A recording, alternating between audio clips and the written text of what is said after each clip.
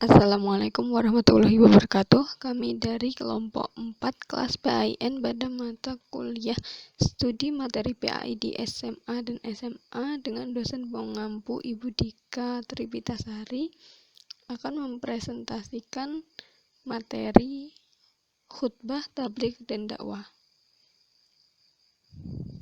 Kelompok 4 beranggotakan Zakiatur Rahmah dengan NIM 201200434 dan Zubaidah dengan NIM 201200438.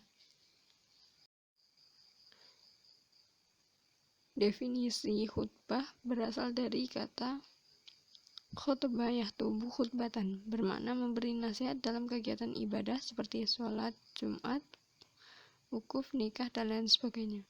Menurut istilah khutbah berarti kegiatan ceramah kepada sejumlah orang Islam dengan syarat dan rukun tertentu yang berkaitan langsung dengan keabsahan dan atau kesunahan ibadah.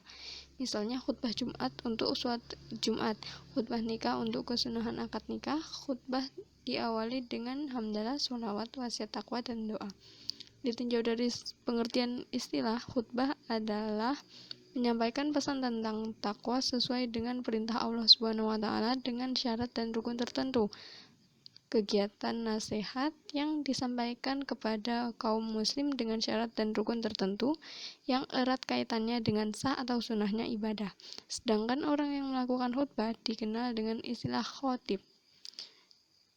Lalu selanjutnya pengertian tabligh. Tabligh berasal dari kata balagha yubalighu tablighon, yang berarti menyampaikan, memberitahukan dengan lisan. Menurut istilah, tabligh adalah kegiatan menyampaikan pesan Allah SWT secara lisan kepada satu orang Islam atau lebih untuk diketahui dan diamalkan isinya. Misalnya, Rasulullah memerintahkan kepada sahabat yang datang di majelisnya untuk menyampaikan suatu ayat kepada sahabat yang tidak hadir. Dalam pelaksanaan tabligh, seorang mubalik atau orang yang menyampaikan tabligh biasanya menyampaikan tablighnya dengan gaya dan retorika yang menarik. Ada pula sekarang istilah tabligh akbar, yaitu kegiatan menyampaikan pesan Allah dalam jumlah pendengar yang cukup banyak.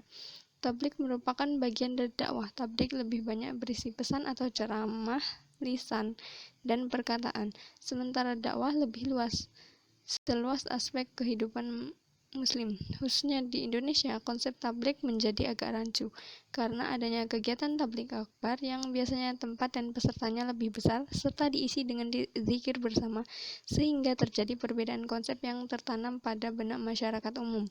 Selanjutnya, pengertian dakwah. Secara etimologis, kata dakwah berasal dari bahasa Arab da'a yada'u da'watan, yang berarti menyeru, memanggil, mengajak, mengundang.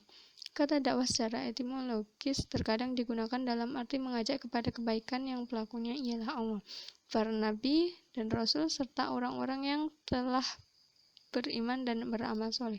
Terkadang pula diartikan mengajak kepada keburukan yang pelakunya adalah syaitan, orang-orang kafir, orang-orang munafik, dan sebagainya. Pengertian dakwah secara terminologis dapat dikatakan bahwa berdakwah itu merupakan suatu perjuangan hidup untuk menegakkan dan menjunjung tinggi undang-undang ilahi dalam seluruh aspek kehidupan manusia dan masyarakat, sehingga ajaran Islam menjadi sibghah atau celupan yang mendasari, menjiwai, dan mewarnai seluruh sikap dan tingkah laku manusia dalam kehidupan dan pergaulan hidupnya. Menurut istilah, dakwah adalah kegiatan mengajak orang lain, seseorang atau lebih ke jalan Allah SWT secara lisan atau perbuatan. Di sini dikenal adanya dakwah bil lisan dan dakwah bil hal. Kegiatan dakwah bukan hanya ceramah, tapi juga aksi sosial yang nyata, misalnya santunan anak yatim, sumbangan untuk membangun fasilitas umum, dan lain sebagainya. Selanjutnya, urgensi khutbah. Khutbah termasuk pada aktivitas ibadah, maka khutbah tidak mungkin bisa ditinggalkan karena akan membatalkan rangkaian aktivitas ibadah. Contoh, apabila sholat Jumat tidak ada khutbahnya, sholat Jumat tidak sah. Apabila wukuf di Arafah tidak ada khutbahnya, wukufnya tidak sah. Sesungguhnya, khutbah merupakan kesempatan yang sangat besar untuk berdakwah dan membimbing manusia menuju keridhaan Allah. Hal ini jika khutbah dimanfaatkan sebaik-baiknya dengan menyampaikan materi yang dibutuhkan oleh hadirin menyangkut masalah kehidupannya dengan ringkas, tidak panjang lebar, dan dengan cara yang menarik serta tidak membosankan. Khutbah memiliki kedudukan yang agung dalam syariat Islam, sehingga sepantasnya seorang khatib melaksanakan tugasnya dengan sebaik-baiknya. Seorang khatib harus memahami akidah yang sahih, sehingga dia tidak sesat dan menyesatkan orang lain. Seorang khatib seharusnya memahami fikih sehingga mampu membimbing manusia dengan cahaya syariat menuju jalan yang lurus. Seorang khatib harus memperhatikan keadaan masyarakat, kemudian mengingatkan mereka dari penyimpangan dan mendorong kepada ketaatan. Seorang khatib sepantasnya juga seorang yang sholih, mengamalkan ilmunya, tidak melanggar larangan, sehingga akan memberikan pengaruh kebaikan kepada para pendengar. Lalu urgensi tablik. Salah satu sifat wajib bagi Rasul adalah tablik, yakni menyampaikan wahyu dari Allah Subhanahu wa taala kepada umatnya. Semasa Nabi Muhammad masih hidup, seluruh waktunya dihabiskan untuk menyampaikan wahyu kepada umatnya. Setelah Rasulullah wafat, kebiasaan ini dilanjutkan oleh para sahabatnya, para tabi'in, dan tabi'in. Banyak yang menyangka bahwa tugas tabligh hanyalah tugas alim ulama saja. Hal ini tidak benar. Setiap orang yang mengetahui kemungkaran yang terjadi di hadapannya, ia wajib mencegahnya dan menghentikannya. Kegiatan untuk mencegah dengan tangannya, mulutnya, atau dengan hatinya. Seseorang tidak harus menjadi ulama terlebih dahulu untuk menghentikan kemungkaran. Siapapun yang melihat kemungkaran terjadi di depan matanya dan ia mampu menghentikannya, ia wajib menghentikannya. Bagi yang mengerti suatu permasalahan agama, ia harus menyampaikannya kepada yang lain, siapapun itu. Lalu selanjutnya, pentingnya dakwah. Dakwah merupakan aktivitas yang sangat penting dalam Islam. Dengan dakwah, Islam dapat tersebar dan diterima oleh manusia. Sebaliknya, tanpa dakwah, Islam akan semakin jauh dari masyarakat yang selanjutnya akan lenyap dari permukaan bumi. Dalam kehidupan masyarakat, dakwah berfungsi menata kehidupan yang agamis menuju terwujudnya masyarakat yang harmonis dan bahagia. Ajaran Islam yang disiarkan melalui dakwah dapat menyelamatkan manusia dan masyarakat pada umumnya dari hal-hal yang dapat membawa kehancuran. Karena pentingnya dakwah itulah, maka dakwah bukan pekerjaan yang dipikirkan dan dikerjakan sambil lalu saja, melainkan suatu pekerjaan yang telah dibeban wajibkan bagi setiap pengikutnya. Dasar kewajiban dakwah terdapat dalam kedua sumber hukum Islam, yaitu Al-Quran dan hadis. Dakwah itu bagian pasti dari kehidupan beragama. Ia merupakan beban kewajiban oleh agama kepada pemeluknya. Itulah sebabnya dakwah bukan sekedar inisiatif pribadi, tetapi harus ada sekelompok orang yang menjadi juru dakwah. Wujud dakwah bukan hanya usaha peningkatan kapasitas keberagaman, tetapi harus menembus aspek kehidupan sehingga gerakan dakwah mencakup aspek ekonomi, sosial, politik, dan keamanan. Melalui pemahaman tersebut, dakwah harus menyasar ke banyak aspek kehidupan. Laksana kehidupan yang sebenarnya, dakwah pun harus menyentuh di bidang politik, mengentaskan kemiskinan dan ikhtiar mengangkat derajat masyarakat, memberdayakan pendidikan melalui lembaga pendidikan, menekan angka DO atau dropout, atau bantuan beasiswa, mengedukasi masyarakat agar saling membantu dan bekerja sama, termasuk juga terlibat aktif dalam memerangi ujaran kebencian dan berita-berita hoax. Selanjutnya, ketentuan khutbah. Yang pertama, syarat khatib, yaitu Islam balik berakal sehat dan mengetahui ilmu agama. Yang kedua, syarat dua khutbah, yaitu khutbah dilaksanakan sesudah masuk waktu zuhur, khatib duduk di antara dua khutbah, khutbah diucapkan dengan suara yang keras dan jelas, dan tertib. Lalu rukun khutbah, yaitu membaca hamdalah, membaca syahadatain, membaca sholawat, berwasiat takwa, membaca ayat Al-Quran pada salah satu khutbah, dan berdoa pada khutbah yang kedua. Sunnah khutbah, yaitu khatib berdiri ketika khutbah, mengawali khutbah dengan memberi salam. khutbah hendaknya jelas, mudah dipahami, tidak terlalu panjang. Khatib menghadap jamaah ketika khutbah, menertibkan rukun khutbah, dan membaca surat Al-Ikhlas ketika duduk di antara dua khutbah. Pada prinsipnya, ketentuan dan tata cara khutbah, baik sholat Jumat, Idul Fitri, Idul Adha, dan sholat khusuf sama. Perbedaannya terletak pada waktu pelaksanaannya, yaitu dilaksanakan setelah sholat dan diawali dengan takbir. Khutbah wukuf adalah khutbah yang dilaksanakan pada waktu wukuf di Arafah.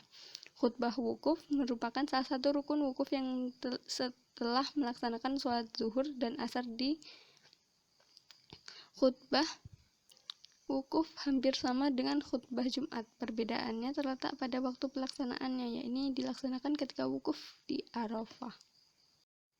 Selanjutnya, ketentuan tablik. Tablik artinya menyampaikan. Orang yang menyampaikan disebut mubalik. Ada hal-hal yang harus diperhatikan dalam menyampaikan ajaran Islam. Hal-hal tersebut yaitu, yang pertama, syarat mubalik, yaitu Islam balik, berakal, dan mendalami ajaran Islam. Lalu, etika dalam menyampaikan tablik. Bersikap lemah lembut, tidak kasar dan tidak merusak, menggunakan bahasa yang mudah dimengerti, mengutamakan musyawarah dan berdiskusi untuk memperoleh kesepakatan bersama. Materi dakwah yang disampaikan harus mempunyai dasar hukum yang kuat dan jelas sumbernya. Menyampaikan dengan ikhlas dan sabar sesuai dengan kondisi psikologis dan sosiologis para pendengarnya atau penerimanya.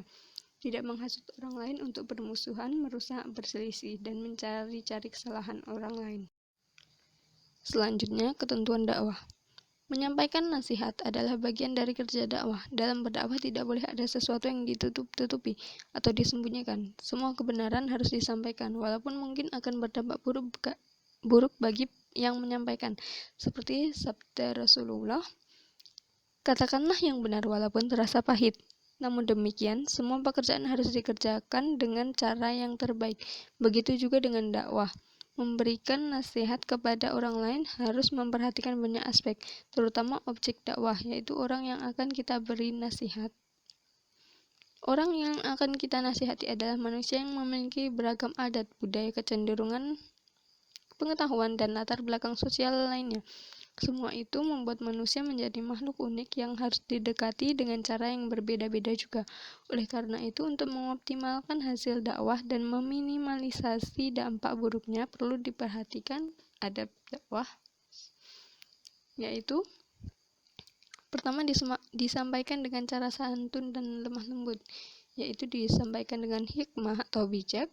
Jika berbentuk nasihat lisan, hendaknya disampaikan dengan cara yang baik. Jika harus bertukar argumen, seperti debat, diskusi, atau dialog, hendaknya dilakukan dengan cara terbaik dan menghargai perbedaan. Lalu yang kedua, memperhatikan tingkat kependidikan, menggunakan bahasa yang sesuai, memperhatikan budaya, memperhatikan tingkat sosial ekonomi, memperhatikan usia objek dakwah, yakin dan optimis, menjalin kerjasama, konsekuen dengan perkataan. Dakwah artinya mengajak. Orang yang melaksanakan dakwah disebut da'i. Ada dua cara berdakwah, yaitu dengan lisan dan dengan perbuatan. Lalu syarat da'i atau orang yang berdakwah, yaitu syaratnya Islam balik, berakal, mendalami ajaran agama. Etika dalam berdakwah, dakwah dilaksanakan dengan hikmah, yaitu ucapan yang jelas, tegas, dan sikap yang bijaksana. Dakwah dilakukan dengan mau'idhah hasanah atau nasihat yang baik, yaitu cara persuasif tanpa kekerasan dan edukatif, memberikan pengajaran. Dakwah dilaksanakan dengan memberi contoh yang baik atau uswatun hasanah. Dakwah dilakukan dengan mujadalah, yaitu diskusi atau tukar pikiran yang berjalan secara dinamis dan santun serta menghargai pendapat orang lain. Baiklah, mungkin cukup sekian dari kami. Terima kasih. Mohon maaf apabila terdapat kurang maupun salah. Wassalamualaikum warahmatullahi wabarakatuh.